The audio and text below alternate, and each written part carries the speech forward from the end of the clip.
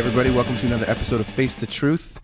I'm actually at Lightbox Expo in Pasadena right now, and it's been an awesome couple days so far.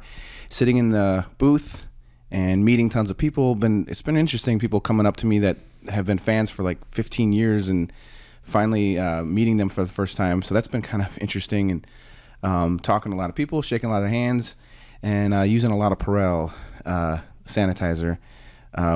Because it's disgusting touching everybody all day long. But anyways, hopefully I won't die. But it's been really cool. Lots of amazing art. The expo is amazing. Bobby Chu has definitely put together one of the best art expos I've ever been to. Just solid work from, Marvel movies, Disney, Pixar, everything you can think of. And then little old me selling Mad magazines and stuff like that. So it's been really cool. Great experience. I had an illustration panel yesterday. Went really well. It was fun. And tomorrow I'm doing a demo, so that's going to be fun. Anyways, it's really cool. Having a good time. Hitting some comedy clubs and checking out some cool places like that in Pasadena. So it's been fun. Anyways, I got a very special guest this week. This is a friend of mine that I first met in New York, and later he came and hung out with me in Portland when I did a Wacom demo. And he's an awesome illustrator. I really love his technique and his style. And he's also represented by we have the same agent, so we have that in common. And so he's here hanging out with me. He was at my booth. We're having a good time hanging out in Pasadena. I said, hey, dude, let's do a little chat on the old podcast and get some stuff out. So without further ado, please welcome Zach Meyer.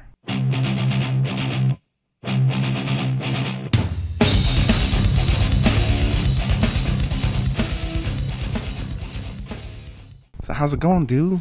Pretty good, dude. It's been awesome to see, how many fans you have, and it's been crazy. Seriously, you have a lot, dude. That's so fun. I don't even know how to react to that.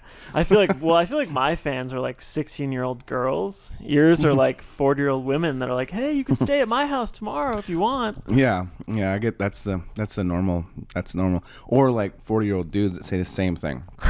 That's basically. And you're like, I'm sorry, I can't go. Yeah. No, but it is weird. It's weird being here. So it's been awesome having you hang out and stuff, because otherwise I'd be sitting here all by myself. But so we first met a couple years ago in New York, and of course we have the same agent. So he was throwing a party, and we had a good time. We went and did karaoke and stuff. It was fun.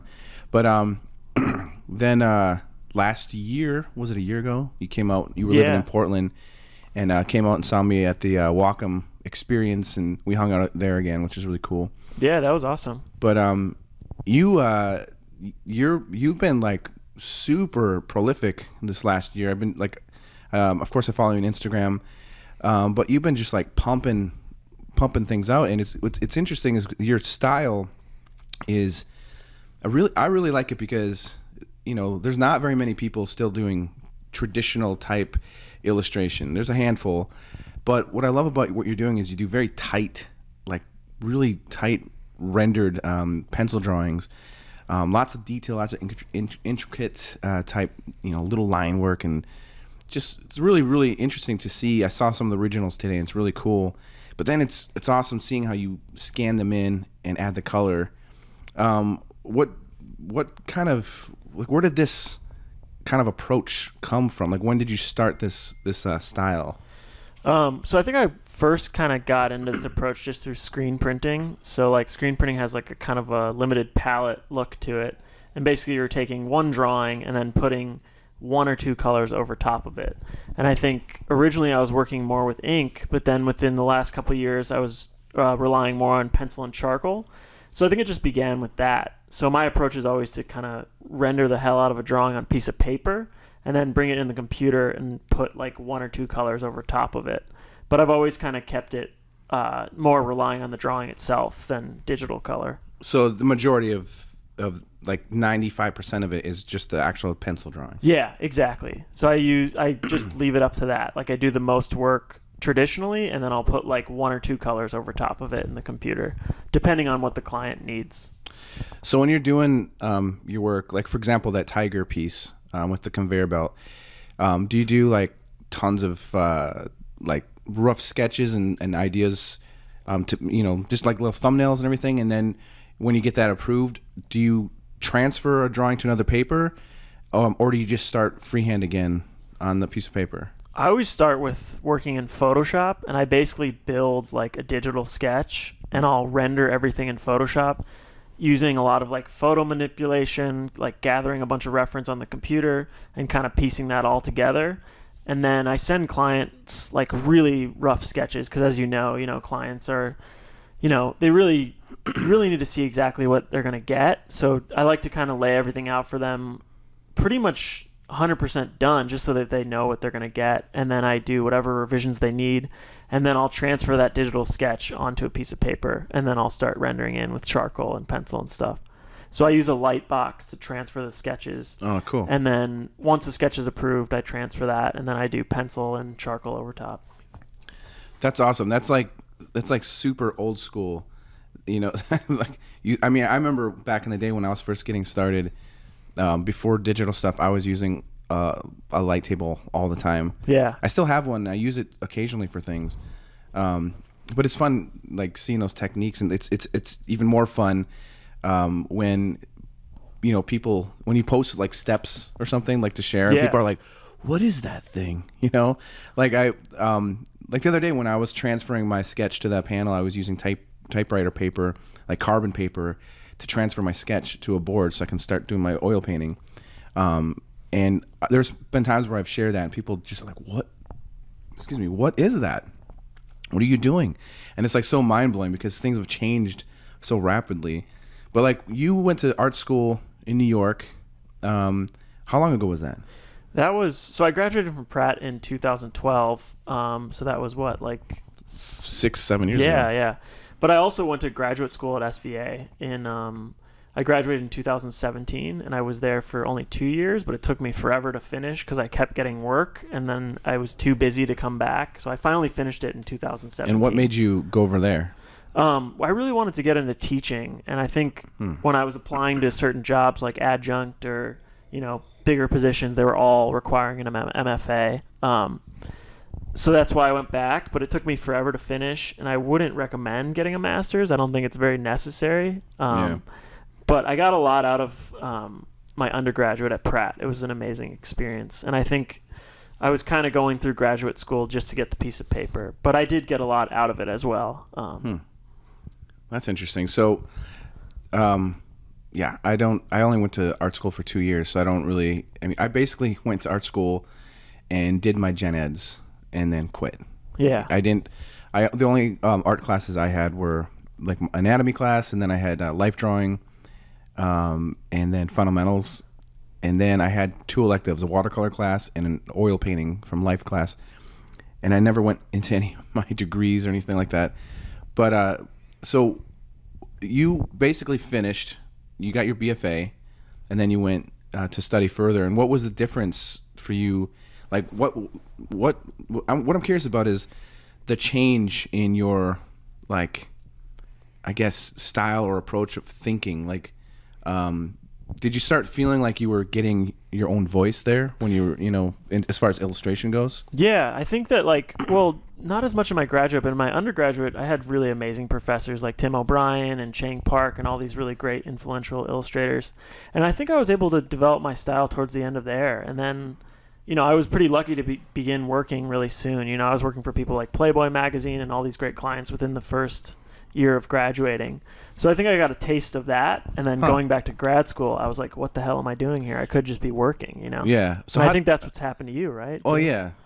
But how did that come about? Like, how did you start getting, so that was before you were represented by Richard. So, yeah. So this was long before that, yeah. So how did you start getting your first stuff for Playboy and things like that? So I remember the summer after graduating, I just worked my ass off. Like, I pretty much made an entirely new portfolio in like 2 months. And at that time, I was working at a screen printing shop as my day job, and then I would come home and just, make new drawings and paintings and stuff like that.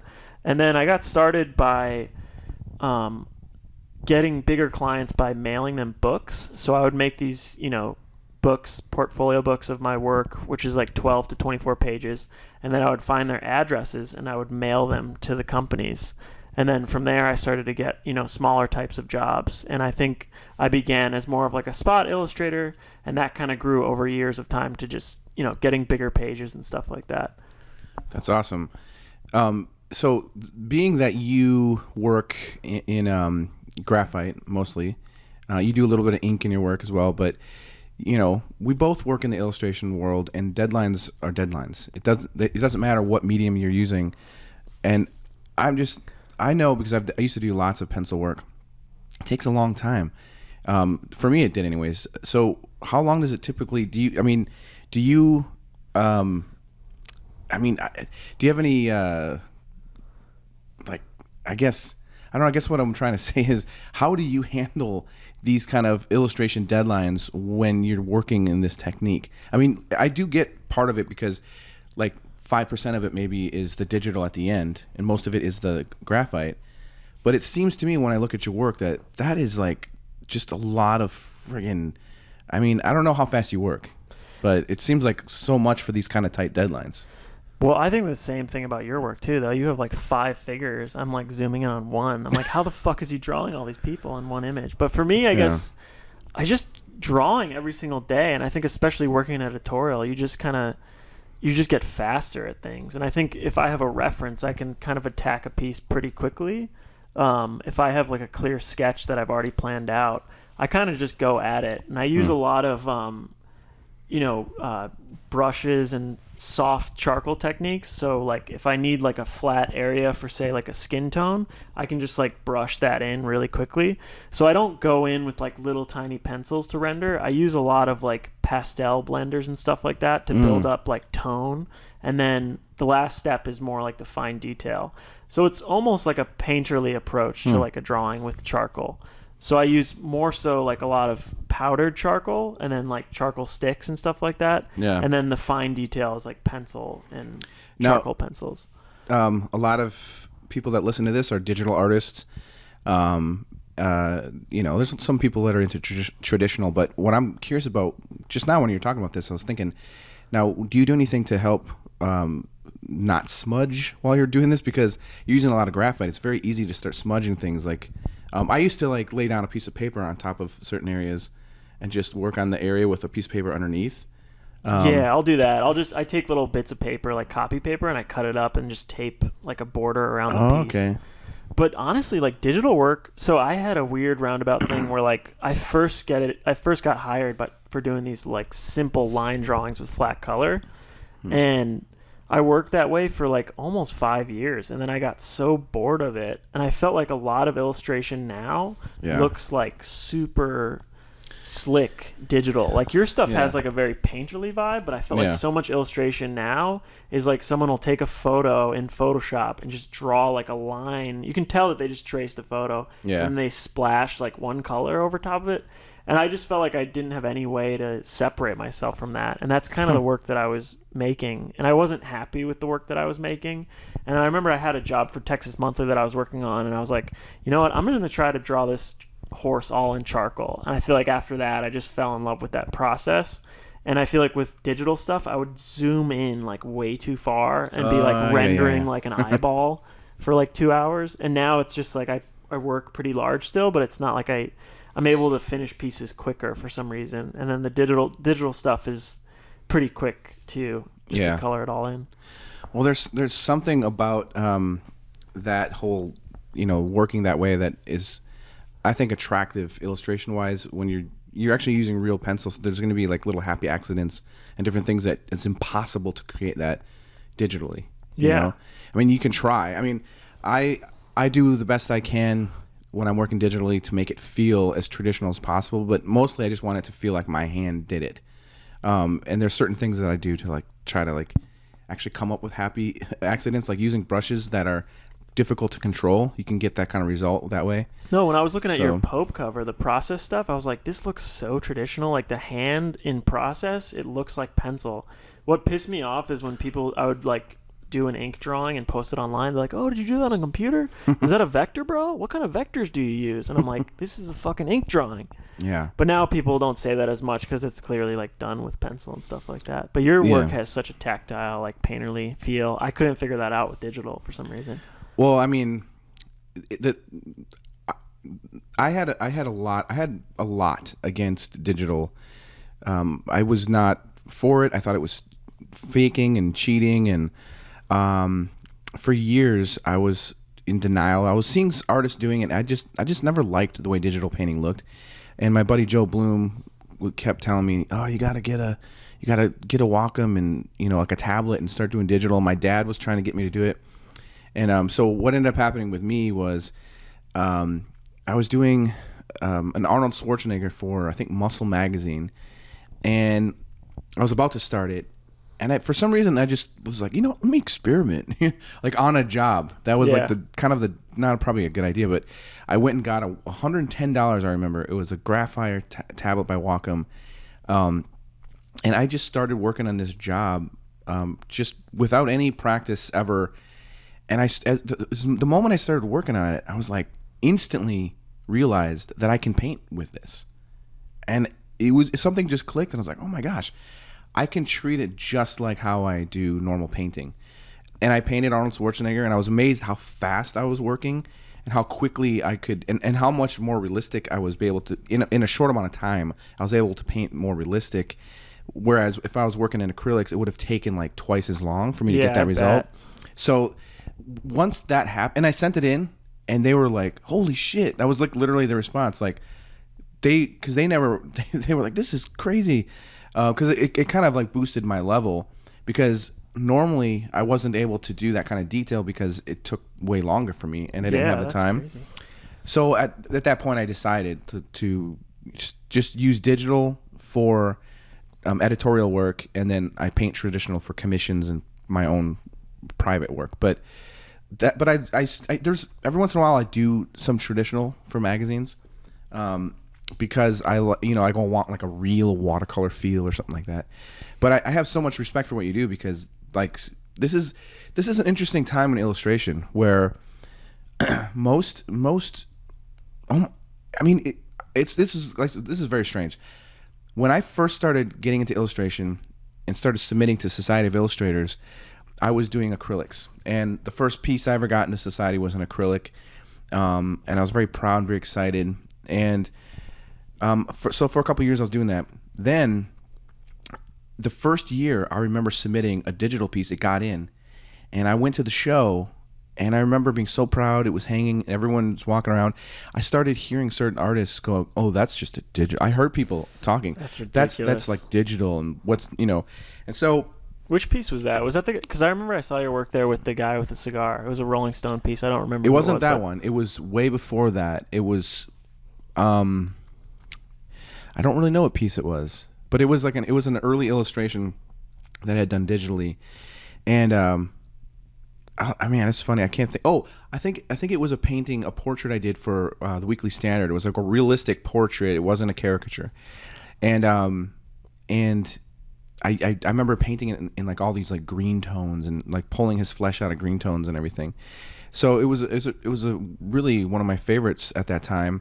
And I got in and everything, but I remember hearing people go looking at it and going, reading the label, and they're like, "Oh, that's digital," Well, the funny thing is, since that time, and even in art school, in 2006 was my last year in art school, I was starting to. That's when I did that Arnold, and I was starting to try to show my professors like what I was doing digitally, and they were like really kind of disrespectful about it. That's not art. So weird. And they were like encouraging me to go the opposite direction, like that's not art, and they were kind of insulting a little bit. And flip to now, where we're at this convention with like some of the world's greatest artists, and I would say 95%, maybe even more, it's all digital now. Yeah. And even when you go to the Society of Illustrators now, it's mostly digital. Yeah, art. it's a lot of digital. It just prints. changed. So I have a lot of respect for illustrators that are still working traditionally. I think that, I think some of them are crazy, for doing it because I don't understand. Because like Tim O'Brien, I'm like, I don't get it, dude. Like that his is work so is insane. it's so insane, and I know the deadlines, so I'm like, I don't get how he's doing that. That's crazy.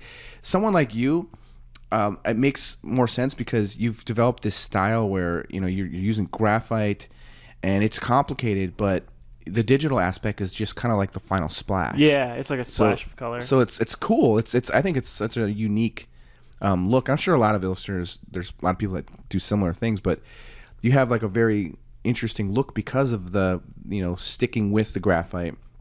What's funny? Like, so my school was against digital painting, and they were like, encouraging me to just drop it and everything. Now I've gone back to the school and have done portfolio reviews for students and everything. That's wild, yeah. And they have digital programs, and everything's digital.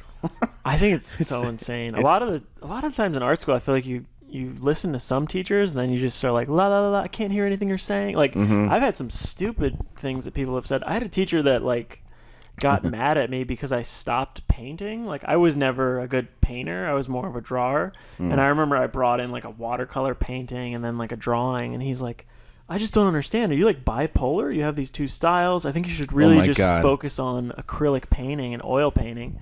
And I don't think I would ever have a career if I listened to him. So I think there's great teachers, but sometimes you got to just listen to your gut. Well, I mean, the one thing that I learned from when I went to art school, and this is no offense to any of my professors if you're listening, some of them worked in the illustration field, which is good, but I actually realized when I was going there that if I was going to continue, I was going to switch my major from illustration to fine art, because the fine art students, what they did every day was just draw and paint from life. And that's an insane thing too that art schools do. Oh my God. Yeah. I went to a school. So Pratt has like a upstate New York campus, and I went to their campus for 2 years, and they're so focused on like painting from life. And it's like, if they would just introduce Photoshop, I feel like things become so much more interesting when people use, modern day technology and like splice up different references and mix things up. But then these art schools are so focused on like, I don't know. I feel like it's much more interesting to use mixed media. I mean, I don't know what it was like at your school, but what I was going to say is that like there was like one teacher, maybe two, that I knew of that were teaching at the school that were actually working illustrators at one time in their life or currently, but most of the professors there were not really in the field. Yeah. They're great artists, and the reason I'm saying that is I remember listening to certain teachers talking to students about things and later on figuring out that that's not the correct information. You know what I mean? Like, yeah. But that's hard, that's what's interesting is I think even since then, it's been like 10 years since it's been over 10 years now since I left art school. But I think that things have changed so much because of the digital age, and the opportunity people have now is a lot more available to get into illustration, because it's a lot more open doors, and for, I guess, I don't know, it seems like since I was in school to now, it's like a whole completely different world of illustration where the digital has completely taken over. Yeah. So it's just interesting to see this evolution in such a short amount of time. You know what I mean? Yeah. I don't know. I'm still kind of, I still have that weird feeling. I know this might sound strange, but I still have this weird feeling where I feel guilty sometimes, or I feel like my work's not really good or really art because I'm doing it digitally. Some of it, you know what I mean? Like, I have that feeling sometimes where people are like, "Oh, dude, that piece is awesome," and I'm like, "Yeah, I know, but it's not a painting." Yeah, but then again, I get pissed off when I hear people say that's not a painting. So I think what it is I was in that time period where it was not okay, and then it became okay, but I still feel that insecurity, I think, because people were telling me for so long that it wasn't.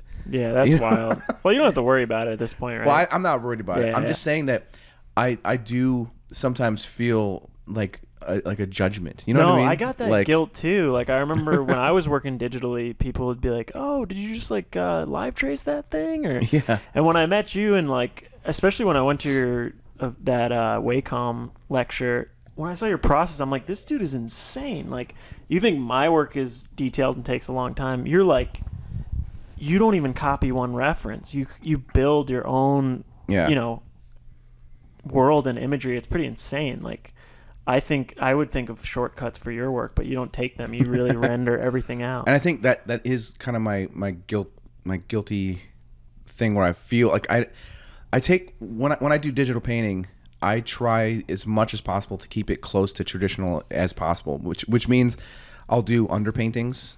People are like, why do you do that? It's a waste of time. Well, it's like if you're doing let's just say you're painting someone that's got like a lot of green skin tones. There's a lot of greens, and to me, that's one of my favorite colors when I'm painting people. So I'll do like a red underpainting. Yeah. Because when I'm painting, I'm gonna let some of that red just pop through. Yeah. And that creates like this like interaction between the color. It's like a vibration. And what happens is it starts to feel more like a traditional painting. I also do this thing where I won't erase when I'm painting digitally. I'll only use the eraser tool if it's for an effect. Like if I do like a some kind of a shade or something over a layer, like a spray of tone, and then I'll take the eraser and I'll erase it away to create a texture, right? But what I'm talking about is if there's like something that's a mistake, like something with the side of the head where it's just not quite right, I won't erase it. I'll just paint over on top and let it feel organic. Yeah. Does that make sense? Because that's how you would do it if you're doing a painting. You wouldn't you can't erase. And I know people are like, oh, just erase it. Yeah. But what happens is it actually starts to feel more like a traditional painting. Yeah, I also when think you do that, your work has a lot of life to it. You know, I feel like we've all traced photos before. When you do that, it like just feels very stiff. And Yeah. your work never kind of has that. It always has character, and like the faces, the expressions are always there, which I really respect.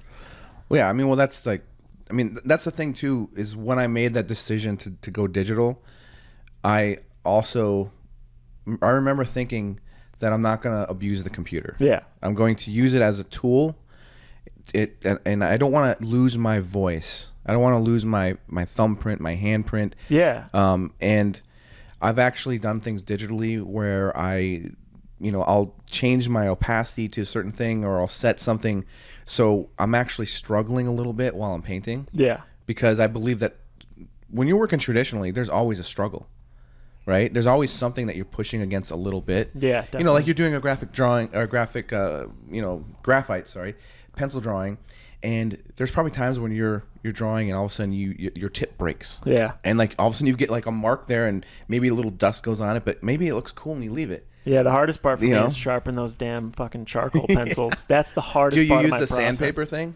I just have like those Faber-Castell sharpeners or whatever, Oh, but okay. it's so hard to sharpen those. If anyone listening to this could give me a recommendation for a pencil sharpener, that's the hardest part Have you of my ever tried process. the pads? 'Cause that's what I used to use Where all you the time. like sand it down Yeah. or whatever? I haven't done it. Well, don't you have to like X-Acto it? Yeah, and then... you use an X-Acto, and then that's what I did in art school, and then I still yeah, do that. I might pick that one up. I'm not sure. Because you can get it pretty freaking sharp. Yeah. But see, those happy accidents, like, you know what No, it makes a piece for sure. Yeah. Well, this is something that I've learned, is that just like in the Matrix, when, whatever her name is, Keanu's love interest, I can't think of her name right now. I can't remember. But remember when she needs to learn how to fly a helicopter and they hook her up and she can fly a helicopter? So I kind of think of digital and traditional painting in this way. Because I don't know, I personally think that if you want to become a really, really, really good digital painter, learning how to draw and paint traditionally is only going to help you become a better artist. Because like whenever I paint with oils and watercolor and that sort of a thing, I'm constantly observing cool things that happen. So like a little happy accident, or a way watercolor drips, or the way a certain oil brushstroke is laid, and a certain effect that happens from that. I'm like, man, that's cool. I'm gonna do that in my digital painting. I'm gonna figure out a way to get that same feeling and mimic it. And so that's a really cool aspect. But then like the Matrix thing is, the more I paint digitally, I've learned that the better my traditional paintings are becoming, because with digital, I'm learning how not to do things faster.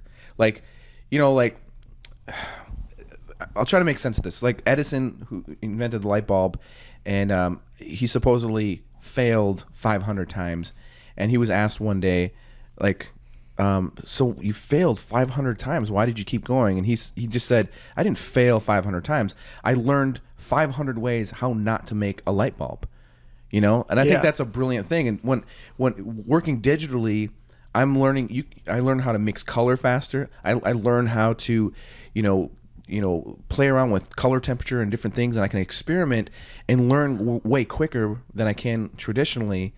And then when I go back to traditional, it's almost like I downloaded all this extra information in my mind, because my traditional stuff now is even better. Does that make sense? Yeah, it does. And I also think with the type of work we make, like we work in editorial, I feel like our work is like fine art on crack. Mm-hmm. Like you're forced to make the same decisions, but like super fast. Yeah. So I think, I think the good thing about your work is that you can do it all traditional, and you can see that, and your skill set is there. I think there's a lot of people now that like rely so much on Photoshop, especially like they rely so much on like tracing something in Photoshop, and they can't draw things out. Like I was in art school, when I was in grad school, there's a lot of digital artists, and some of them I'm like I would see their drawings in class. I'm like, did you put like a special mittens on, like, and try to draw with them? Like, you cannot draw at all. But then your digital work is like amazing. Yeah. So it's good to like learn both for sure. Excuse me. And I don't know about you, but I would rather see a crappy traditional painting than a crappy digital illustration. Like when they do use the round brush, the immediate round brush. And you can like see like like there's actually, I'm not going to say any names, but there are actually working artists now that are professional and well known that use the round brush a lot, and I can see the trail of that. It looks so dumb, and it's like, why are you doing that? Yeah, it's pretty bad. Yeah, but I mean, the thing is, I guess one thing that I think is important as an illustrator, it's important to have, I think, high standards of aesthetics, right? Like, you develop a style because you've worked over time developing. You've done enough drawings, done enough paintings, but also you start to develop a style or an aesthetic, right? You start to develop this taste and what you feel is like your standard of quality. And if you're gonna decide to go from traditional to digital or whatever, like for me, my whole thing was, okay, if I'm gonna do this, it still needs to be my quality, And the first few years of me painting digitally, I look back at some of that stuff, and I was trying to paint so photorealistic because I realized, oh my gosh, I can keep zooming and zooming and zooming in. This is crazy. And I was doing some seriously crazy hyper-realistic things, and people were blown away. And I was like, man, this is awesome. And my first book, I was so proud. First of all, Bobby Chu asked me to he's like, dude, you need to do a book. And I was embarrassed because I was telling you the other day that I always thought that, maybe in my 80s, if I've become a successful artist, someone would make a book about me. But I always felt weird to make my own book when I was like in my 20s. Like, why would I make a book? You know what I mean? Yeah, but you had a lot of work, right? Yeah, I did have a lot of work, but I still felt silly about it and a little bit embarrassed. But I remember being very proud of it. I had my first book out, and I was at a comic convention selling it. And I remember the first day, just tons of people flipping through it and go, oh, like, so these were digital, right? Like, you just kind of, these are all photo manipulations? Because a lot of the stuff is very photorealistic. So everybody was thinking that I was photo manipulating. Yeah, that's frustrating. And it killed me. It like made me feel so frustrated. But it also taught me something. I realized that, okay, I need to step back a little bit and re-examine my approach. Like, how can I make this feel more traditional and more like the kind of art that I love? So it was also a good thing, Yeah, I can relate to that. Yeah, I had a problem in art school where everyone was like, "Oh, so you just trace that, right?" Yeah. Like, anyone, if you make a good image and a good drawing or a good painting, you still, even if you had traced something, you still have to learn how to draw, And like people talking about you, they're like, "Oh, you just manipulate a photo." It takes skill to get to that point. Like, it's not like you just like warped a photo and traced over it, you know? Yeah. That's the frustrating thing is like people, I think nowadays like images are so easily visible and like everyone's like, oh, I don't really like it that much. And you spent like hours on it. I feel like people should appreciate things that take time a little bit more. Yeah. Well, that's, man, like, that's part of the thing that I've learned to not, I don't know, like, it's really important now with like Instagram and all these different, you know, online, you know, social medias. It's like to like, I used to engage, like right now, the only time I engage with people is if it's a positive thing. And I'm not saying, you know, they're stroking my ego or anything. I'm saying like if it's positive, even if they say they don't like something I did, but they say it in a positive way, I'll interact. But there's always going to be haters. There's a lot of trolls. Yeah, there's a lot. Sure. And I used to like get caught up in that, you know? No, yeah, I had waste too much time and argue, and like I don't do that anymore.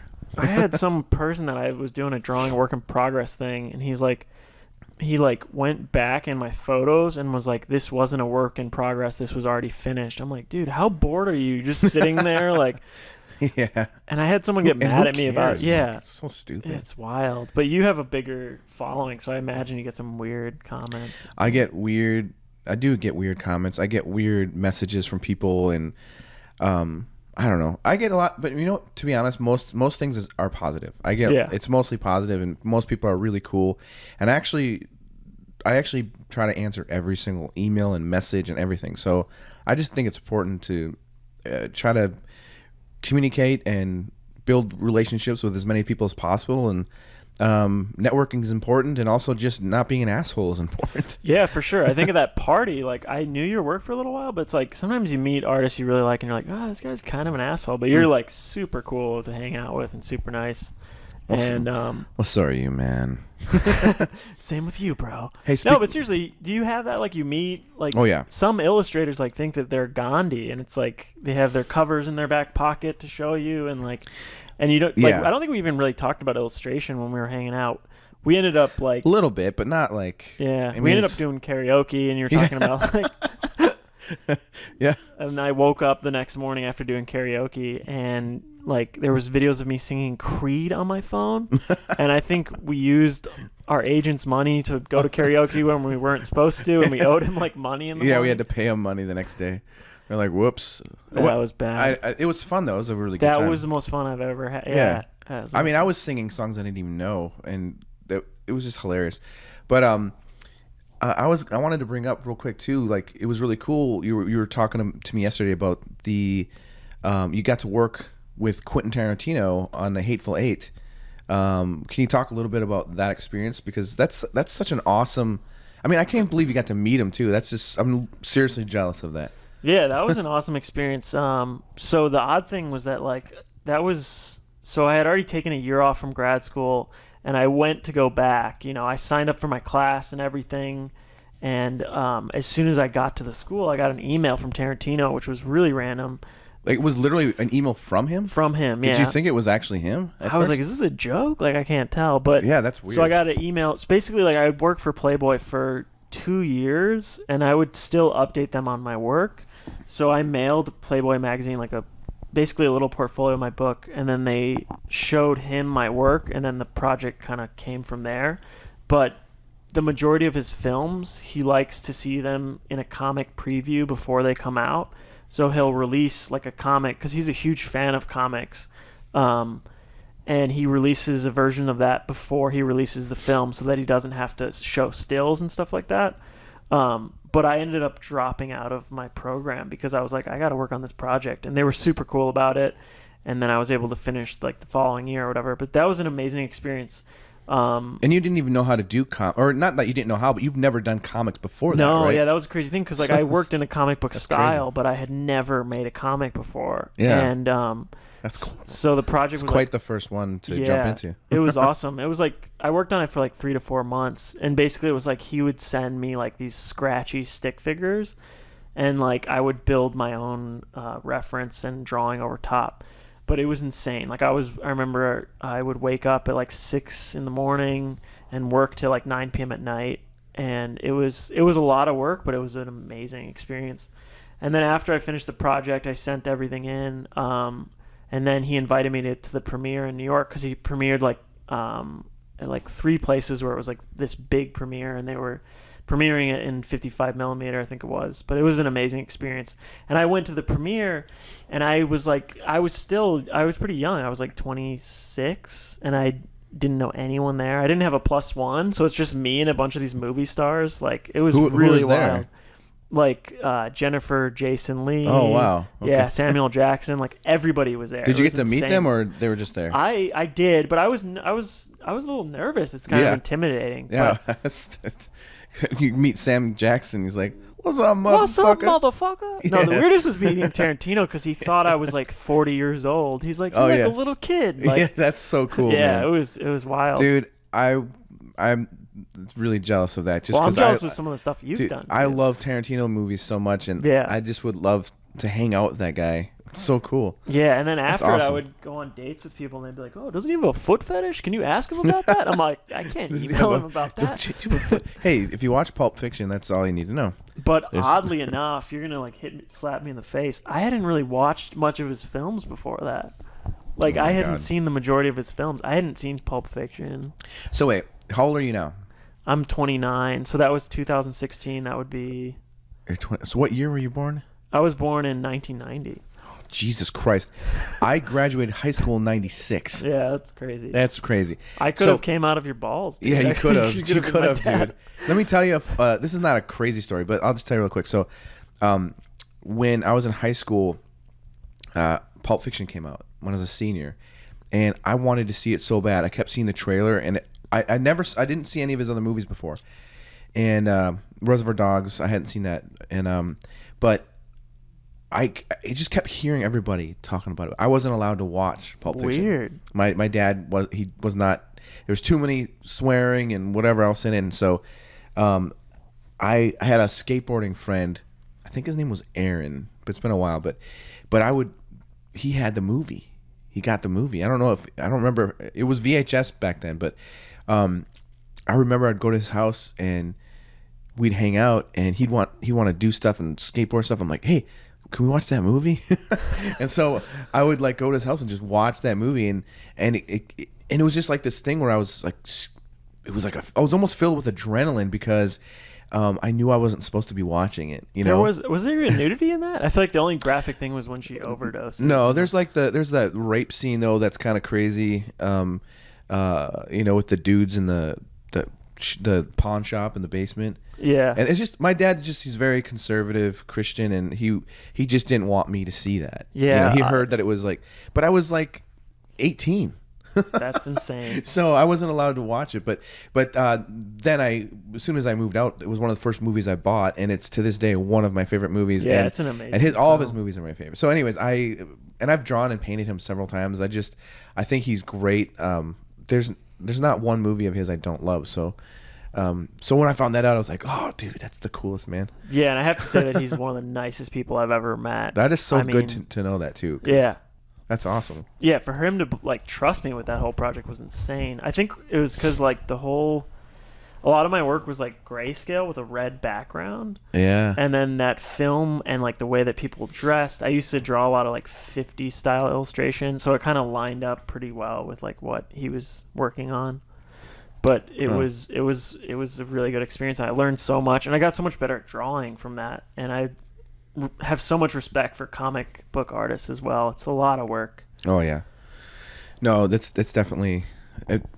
I've seen friends of mine in their work that work in the comic industry, and it's crazy. You know. No, I've Especially- said no to many projects after that. I'm like, are you kidding me? I can't do that. It's so much- $50 a page? Yeah, Like, it's- this shit takes forever. You know what? Real quick, we're gonna get into something else real quick, but I was approached by Marvel years ago to do a Spider-Man cover, and I was so excited about it. I was like, I couldn't believe it, and I was like, this is gonna be awesome, and I turned it down because it was only gonna be $400 for the cover. I would have done it. See, I'm still like, I just couldn't justify it because at the time I was already slammed with stuff. that makes sense. And I was like, I can't justify taking this on for only $400, because here's the thing: they have comic book artists out there who are so good that they can just draw a character in any position, doing anything from their mind. I am not that kind of artist. I use reference, and so for me to do a Spider-Man cover, I know I could do a really kick-ass Spider-Man cover, but I have to pose someone, light it the way I want, do some studies. I can't just do it in a couple days. No, yeah, I'm the same way. Yeah. Like even in that comic, I was like photographing myself, and I didn't have any other. No one was available. Like I had a roommate that was a woman, but I put myself in woman's clothes and like dressed up. And I remember there being feedback like, "Hey, the guy looks really short in this. Can you like make him taller?" And it's because all the references of myself. Yeah. But that's crazy. Yeah, I think I'm still at that stage where I'm like. I try to take on everything, which is stressful at times, but I'm starting to see some of the. I feel like if it ends up being like $250, then it's probably not worth it. Yeah. But it just depends, I guess. But I'm not as you're a lot older and been in it for a while. I'm still like kind of excited or eager to. No, do dude, everything. I'm the same way, and I still, depending on the client and what it is, I'll still do something for not as much money as I should be getting. But, for me, it's just like, it just depends. You have to take, you have to really want to have a passion for a certain project. And stars sometimes really need to align a certain way for a certain project, because there's definitely things that come by and you're like, oh my gosh, it's insulting. The pay for that, it's insulting. But also, wow, man, I think I could do a really cool piece. So I've done jobs where the pay is not very good, but I know I'm going to be able to do something cool from this piece and use it for promotion. So I don't do that as much as I used to, but I don't know. You have to take each job as a brand new thing every time. Yeah, and I try to make good pieces out of everything, even if it's lower. I also have so much respect for how much you advocate for yourself. Like you can get pretty beat up by some art directors and editors and stuff like that. Yeah. I'm lucky to work with super nice people, but sometimes you get like thrown through the ringer with revisions, and it's like it can be tough on you, because I think that's another thing is like people are like, oh, it doesn't take him that long. He could probably just repaint this whole thing in a couple hours. But and you seem so good at advocating for yourself. That's something that I need to get better at. I'm trying. I try. Sometimes I don't know. Like I said, it is different with like every single job. You know? And what I do not tolerate, excuse me, what I do not tolerate anyway, my voice is so shot from talking to people, so forgive me for that. But what I cannot tolerate is people, like every once in a while you work with a client that is just, just kind of cold, or it's like kind of disrespectful in a way, or they talk to you in a way where like, you just feel like, man, they don't really care or respect me at all. They're just using me. Have you ever had that kind of a situation? Definitely. I think that like some art directors are working with amazing artists all day, probably too. Yeah. So it's like they're like, just another great painting by Jason Seiler. Who gives a fuck? Yeah, but every once in a while there is like one of these people that just, I can't believe how this person talked to me. It was like so. It's not that I want you to kiss my ass, but man, some people are. I've experienced it before. I'm like, I can't believe that guy just said that to me. No, yeah, I had one feedback on a cover that was like the editors wrote like, yeah, I'm not really liking this colors. It looks like a gay porno or something like that. I'm just blue. It's blue and pink. I don't know. But oh my gosh. Yeah. That's ridiculous. I think it's not I feel like it's the editors that are most brutal though. They come in, they're like, that looks like shit. Oh yeah. Have you ever had so this is one thing that I started doing. So I went through, when I was first getting into this, it's a huge learning curve. And I'm pretty much self-taught, so that it was like a lot of figuring things out. But there was a few times where I'd work really, really hard on an illustration, and the art director's like, man, this is awesome, this is great, you're nailing the idea. And then all of a sudden they come back to me like, oh, I never shared this with the editor, and this is not what we want at all. And then they want you to start over, and it's just like, fuck that. What the heck? So that's happened so many times, and I've learned from that now. almost if it's an art director I've worked with many times, I don't do it. But now if it's a new client, I'm always like, hey, has the editor seen this? Has the editor approved of it?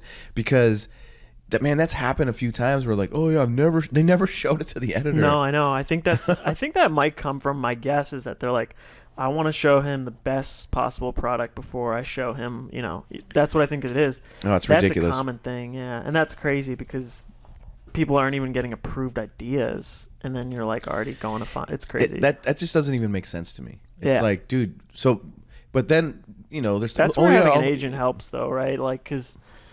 Well, for me, it's nice to have them. I think when I was on my own, I would get that much more. But now that I'm with Richard, it seems like people take me a little bit more seriously. And they're like, okay, so he's going to do this for this much money, or the revisions and things like that. And they're a little bit more respectful. That's funny. One thing that I've learned with having an agent too, one thing I've started doing the last couple of years is, because normally even when I had Richard as an agent, I would deal with clients and talk back and forth. Now I've gotten to the point where if there's any kind of anything that's annoying to me, I just write Richard. I'm like, hey, they're saying this and this and this. It's annoying to me. I don't want to deal with it. That's your job. And I send it to him. And then he's like, hey, I talked to him. It's okay. We figured this out. Yeah, it's much nicer now because I need more time. I try to take advantage of the fact that there is someone that's supposed to help you out there. But anyways. And they fight for us too. I think that's good. And it's like, it's definitely a much better situation overall. And but I used to call in like stressed out, like, hello, I'm on revision 12 now. Oh yeah. No, I've been in those situations where I'm like, I'm fucking losing my mind. Like, I don't think I can. I feel so, yeah. Like, it's like I wonder what they think of us. Like they're like, Jason or Zach Answer. He sounds like he hasn't slept in 3 weeks. Hello. Yeah. I'm pretty sure. Like, I'm like out of breath. Like, hello. Dude, it can be so stressful sometimes. But anyways, this brings me to Joe Bloom's favorite part of my podcast, and it is Serious Questions with Jason Seiler. And my serious question for you is this: can you tell everybody what was one of the worst experiences? You don't have to name which publication or whatever it was, but is there a story or is there some kind of situation where it's just absolutely fucking nuts and it kind of haunts you to this day, like in as far as editorial work or whatever it is, any kind of job that you've worked on? Oh man, yeah, it's hard to pick one. There's that many? There's been a couple, yeah. I had one that, well, this was like a magazine cover. I don't want to name names, but I was doing a magazine cover. Yeah, don't name names. And it was supposed to be like a portrait of like this famous businessman, right? It was single figure, I think it was. It was just one portrait, and I had provided like 6 or 7 sketches, and God, I'm already annoyed. Yeah, I sent 7 sketches, and then he came back, and there was like this interesting kind of like splattering kind of 3D effect or something like that. Mm-hmm. And they came back and they're like, oh, we'd like to try this, sort of dissolving single portrait effect. So I went back and I did the dissolving portrait. So this point, it's like 9 sketches. And then I spent like the rest of the whole weekend like dissolving this figure into these 3D cubes. Like cubes. It's like something that's like almost physically impossible. Weird. And so this was supposedly approved. So I finished the whole thing, and then they're like, I'm not really sure. Is this finished? Like, I can't tell if it's really finished. And I'm like, that's exactly what the sketch looks like. So, and they didn't like the way it was dissolving, but the art director sent me a reference of how it should have dissolved, and I just copied that.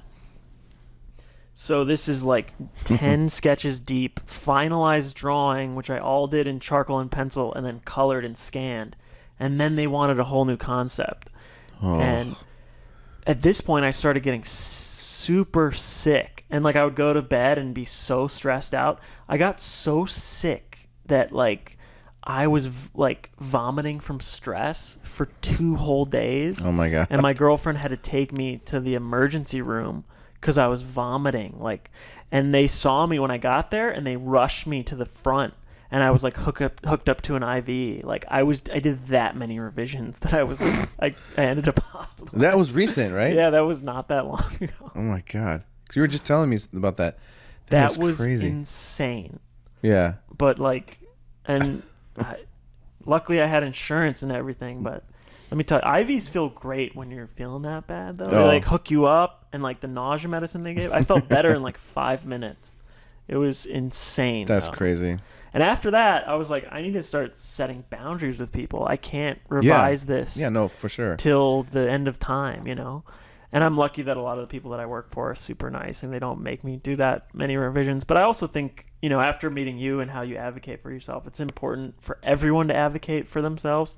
Even if you're working for someone, I think they have more respect if you go in and you have your own boundaries, because you can't work on this thing forever. And like, I feel like sometimes people like to see a lot of options, but I think sometimes people get like crazy OCD. The thing that makes me mad is like when people like, you went through every possibility and then it's not good enough. That's what sometimes I struggle with. It's like, but like I spent so much time on this, and like you're stoked on how it looks or whatever, but then still not enough. Like maybe that's the thing that I can identify with clients. It's like I put my best foot forward and they're like, oh, man, it looks all right. Is this finished? Oh man, how finished is this? You know what, isn't it drive you nuts when you're working on an illustration, you put everything into it, and while you're working on it they want to see revisions, and you send them something and they write back, oh okay, looking cool, blah blah blah, can't wait to see the finish. And you have like this relationship with them for the few days you're working on it, and as soon as you send the final, they don't you don't hear anything. Like they don't even say, hey, great job, or man, this looks awesome. There's a few art directors out there that like they will write and say, man, like Mad Magazine. I love that. They like every single time I've worked with Mad with the new art director in LA, or no, Burbank, she'll be like, oh, this is awesome, everyone's loving this, and like that, you have no idea how far that goes. But yeah, like, that's what gives you juice. Yeah, there's a lot of clients though that are just like, you send the final and you don't even ever hear anything back. Yeah, that's weird. Then I'm like, did the piece suck? Sometimes I'll write and go, did you get the artwork? Is it okay? Because I didn't. And they're like, oh yeah, we got it, thanks. It's like, I remember. Oh Jesus, okay. Yeah, I don't know what that is. Yeah, I mean, everyone's makes busy. you feel like a prostitute or something. But yeah, for all the art directors that are listening, like it gives you juice when they're like, oh, this looks great, because you're sitting in your studio alone like weeks on end. Exactly. You know, it's good when they're like, this looks good, and then when I get that many revisions, I'm like, Jesus, like this didn't go well. Like this looks bad or something, huh? Yeah, but it's the nature of the whole industry. It's and I think here's the thing is I've been doing it for a while now, and I don't even feel like I have it figured out at all. I know I have me figured out. I know what I can do and what I can deliver, but man, every single time I get a call from someone, it's like a whole new thing. Like I don't know how these people work, or you know. So anyways, that was Serious Questions with Jason Seiler. And to finish this off, because we're going to go get some dinner. We're going to find some place in Pasadena to get some chow, get some drinks, and hang out with some awesome artists. Before we go, is there anything that you have that you would like to promote, like website, Instagram, what you're working on, if there's anything coming out soon or anything like that? I guess I can't. There's some stuff that I've signed NDAs for, but I could just promote my Instagram. It's Zach Meyer Illustration. And then my website is zachmeyerillustration.com. Awesome. That's very... See, man, part of me feels like I should change my Instagram name, but it's been so long. Seiler Paints. But so many people... I think you told me that you thought it was Seiler Pants, right? I don't maybe know. It wasn't you. I thought it was you. I hope that's not me. No, okay, maybe it wasn't you. But several people have told Seiler's me, like, Pants. Like for years, I thought your Instagram was Seiler Pants. It's like, no, dude, it's Seiler Paints. No, yours is good. Sam Weber has that too. Sam Paints. Oh, okay. Yeah. Oh, I love that dude's work. He's awesome. You gotta get him on. I would love to. But yeah, that's easy. So Zach Meyer Illustration and Zach Meyer Illustration.com. So yeah, everybody check out his work. And this is an audio-only podcast, but I am for YouTube going to be showing, if you've been watching it, you've already seen his work. But definitely check out his work. He's awesome. He's an amazing artist. He's only going to get better. And follow him on Instagram. Send him a lot of DMs. I'm sure he would like that. Yeah, set up a bunk bed in my DM. Yeah, send up a bunk. Free. Feel free to send like any kind of weird pictures or It below the gifts waist. and stuff. Yeah. But anyways, yeah, check out his stuff, and thank you for listening to another episode of Face the Truth, and we'll see y'all soon. And by the way, thanks for doing this, bro. Oh, thank you for having me. Yeah.